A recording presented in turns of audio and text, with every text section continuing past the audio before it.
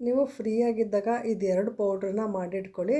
ಇದೆರಡು ಪೌಡ್ರ್ ಹಾಕಿ ಯಾವುದೇ ಕರಿ ಸಾಂಬಾರು ಆಗಿರ್ಬೋದು ಮಾಡೋದ್ರಿಂದ ತುಂಬಾ ರುಚಿಯಾಗುತ್ತೆ. ಮೆಣಸು ಮತ್ತು ಜೀರಿಗೆನ ಸಮ ಪ್ರಮಾಣದಲ್ಲಿ ತಗೊಂಡು ಪೌಡ್ರ್ ಮಾಡೋವಂಥ ಜಾರಲ್ಲಿ ಹಾಕಿ ಸಣ್ಣಗೆ ಪೌಡ್ರ್ ಮಾಡ್ಕೊಳ್ತಿದ್ದೀನಿ. ಈ ಪೌಡ್ರ್ ನೀವು ಮಜ್ಜಿಗೆಗಾಗಿರ್ಬೋದು, ಹಣ್ಣಿನ ಮೇಲೆ ಮೆಣಸು ಜೀರಿಗೆ ಪೌಡ್ರನ್ನ ಉದುರಿಸ್ಕೊಂಡು ತಿಂದರೆ ಶೀತ ಆಗೋಲ್ಲ. ಮಜ್ಜಿಗೆಗೂ ಅಷ್ಟೇ ಈ ಪೌಡ್ರ್ ಹಾಕ್ಕೊಂಡು ತಿಂದರೆ ಶೀತ ಆಗೋಲ್ಲ.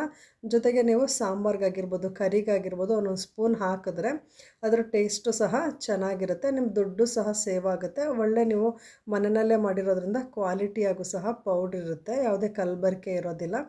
ನೋಡಿ, ಒಂದು ಬಟ್ಲಷ್ಟರಲ್ಲಿ ನೀವು ಇಷ್ಟು ಪೌಡ್ರನ್ನ ರೆಡಿ ಮಾಡಿಟ್ಕೊಂಡು ಒಂದು 15 ಡೇಸ್ಗಾಗೋಷ್ಟು ಬಳಸ್ಬೋದು.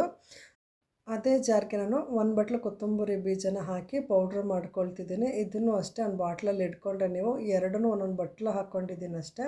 ನೋಡಿ, ಕ್ವಾಲಿಟಿ ಪೌಡ್ರು ಆಯಿತು, ಟೈಮು ಸೇವ್ ಆಯಿತು, ಅಡುಗೆನೂ ರುಚಿಯಾಗಿರುತ್ತೆ.